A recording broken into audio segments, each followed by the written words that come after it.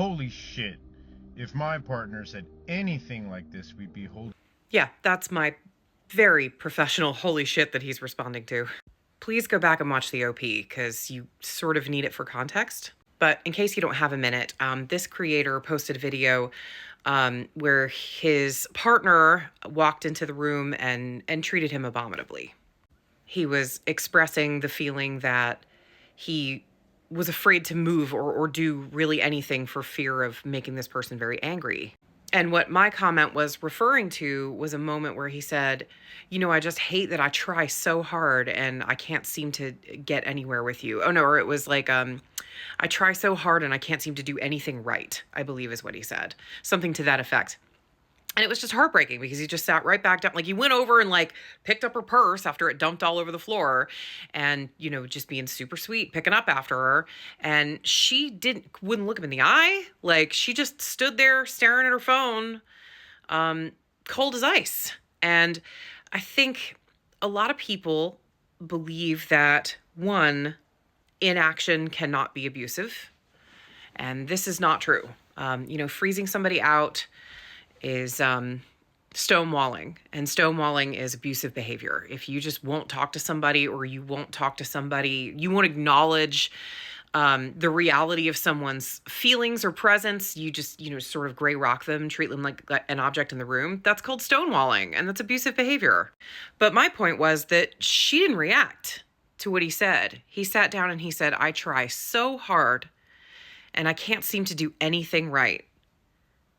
And she just kept looking at her phone. So I said, holy shit.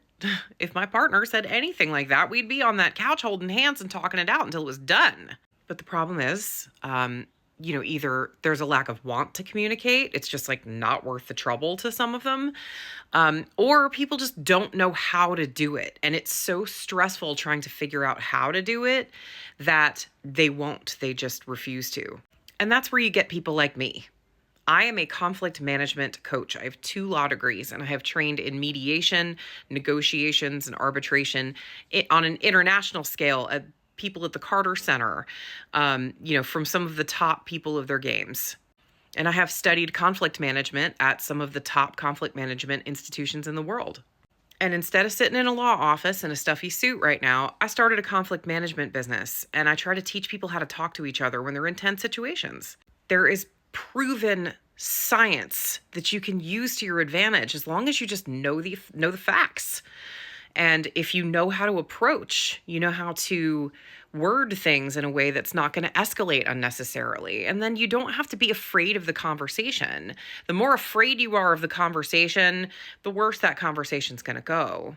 But of course, none of this is worth anything if both partners are not interested in fixing the situation, as unfortunately, I believe this creator's, hopefully ex-girlfriend, was not interested. So if you're the kind of person who feels like they're afraid to state boundaries, or, you know, you have an issue with conflict, or you don't really know what to say when you get into a tense situation, you might want to reach out to me.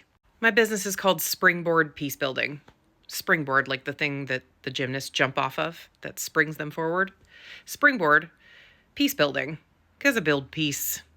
Peacebuilding. Springboardpeacebuilding.com. Or if you want conflict management and you're willing to set an appointment, you can hit me up in the DMs. But like any other kind of DM, you need to tip me first. I'm not joking, man. All of these men who want like sugar babies, whatever, prove it. Drop a Benji in the Cash App and then I'll know you're for real. Wow. Good luck to this creator. I really hope you moved on. Not worth your time. Promise.